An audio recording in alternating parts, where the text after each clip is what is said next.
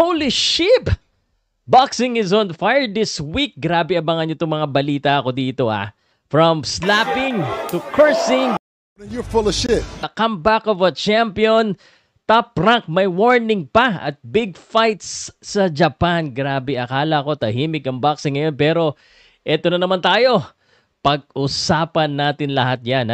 Kung tunay na boxing fan ka, dito ka dapat nakasubscribe. The Pioneer, the original. Share mo na rin para hindi ka maligaw. At yung mga Casimero fan na niloloko na mga ibang pages dyan. Dami kasi mga pages ngayon. Diyos ko po. Puros mga boy fake news. Puros may mga sapak. Anyway, dito na kayo. Legit. Maraming naiinggit. Ako po si Pau Salud ng Pauka Sports #1. Sa BoxRec si Casimero, totoo naman yan. #1 boxing reporter ng Pilipinas. Pauka Sports lang, malakas. Pag nagsama yan, angas talaga. Parang Arena Plus, pag nagsama rin yung Arena Plus at saka Pauka Sports, alam niya na astig na astig. PM lang para sa bonus at alam mo na, diba? Anyway, pag-usapan na natin to. Pero ngayon pa lang, mainit na ang ating mga boxer.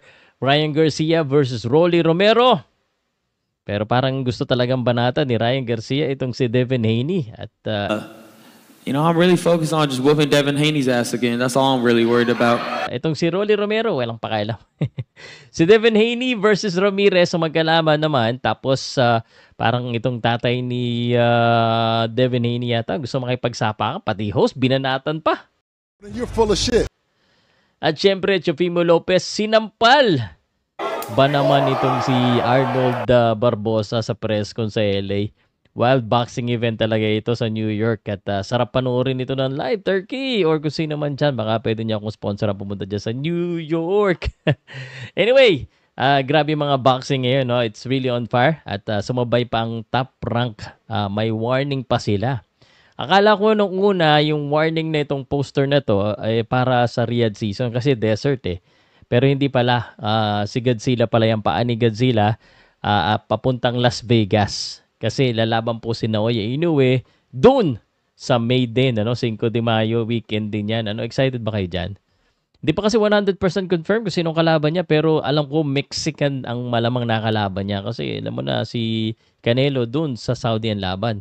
Bakit kasi hindi na lang si Casimero Kung ako yung manager ni Casimero, nag-reach out na ako dyan kay Babarum Sa Japan lang naman siya ban, hindi naman sa Las Vegas, di ba? Sayang talaga. Speaking of sayang, mukhang masasayang ang samahan yata. No? At mukhang, although frustrated at offended itong si Oscar De La Hoya sa reaction niya, kasi itong si Turkey El Sheikh, nag-form sila ng boxing league promotion ni Dana White. At pinroklama ni Turkey El Sheikh na si Dana White na daw ang may-ari ng boxing. Parang ganun, I felt a little offended. Sa isang araw, nasa Clapback Thursday ka na, Turkey. Malamang pag hindi nakapagpigil. Si Canelo, tropa niya, di ba? So, si Canelo lagi nasa Clapback Thursday. Speaking of Canelo, yung bagong bata ni Turkey, ito ang pinalit niya, si Canelo kay Dimitri Bivol at kay Artur Beterbiev. At balita ko, hindi na rin pala interesado itong si Turkey El Sheikh sa laban ni Bivol at saka ni Benavides. Pero teka, at least pagkakataon niya ng PBC. Sabi ni Turkey El Sheikh, I'm no longer interested in the Bivol Benavides. I will not bid on it. Sabi niya dito, I think Bivol knows who has delivered for him and who hasn't. My advice to Bivol, don't be late because every day something changes. Parang hindi naman yata advice. Parang warning yata ito, Anyway, before all of these big fights, meron din tayong weekday boxing. Ito muna tayo, Salamat, nandito ko pa. Ito yung mga boxing event talaga. March 12, di ko alam kung kailan mo itong mapapanood, pero March 11 na ngayon. March 12, Keith Thurman make his comeback against Brock Jarvis sa Australia. This is the biggest fight of Jarvis' career so far, Thurman, although ang tagal na rin hindi nakalaban, 2022 pa, 36 years old na, baka kinalawang na ito, pero siya pa rin ang heavy favorite dito sa laban nito kasi syempre, nasa kanyang quality, skills, and experience. Actually, ang advantage lang ni Jarvis mas bata, mas fresh, at saka baka may knockout power. At dagdag mo pa, syempre, pumunta si Turman sa Australia, so teritorya ni Jarvis. Baka pag yan po ay, ang tawag dito, naging close fight, baka ibigay kay Jarvis ang panalo. Pero feeling ko baka knockout yan. Ang aking prediction, baka knockout. Kaso, pag close fight yan, baka hindi nyo masisisi dito, baka maging Pacquiao versus Horn 2 yan. Baka ibigay kay Jarvis.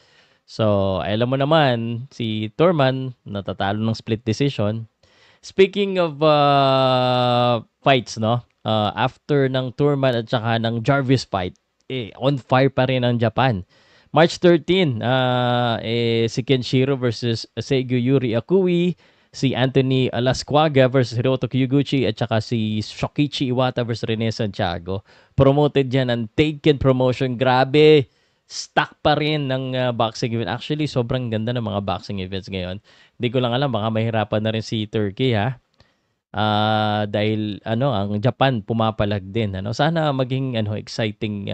Sana hindi sumuko ang Japan at ibang promotion. Mas maganda kasi pag pag may antag dito, may competition kaysa sa monopolize. So, yun. Comment your predictions sa laban na yan, sa mga laban na to, at alin ba dito sa mga events ng boxing na mangyayari this weekend or week. Yung weekend, di ko pa kasama si Berlanga, may laban pa yan this weekend. Alin dyan ang pinaka-inaabangan ninyo na bakbakan? Comment down below and please share, like, and comment para masipagan tayo. Yan, medyo may konting edits na. May mga nakikita na kayong mga ganyan. Tsaka ganito.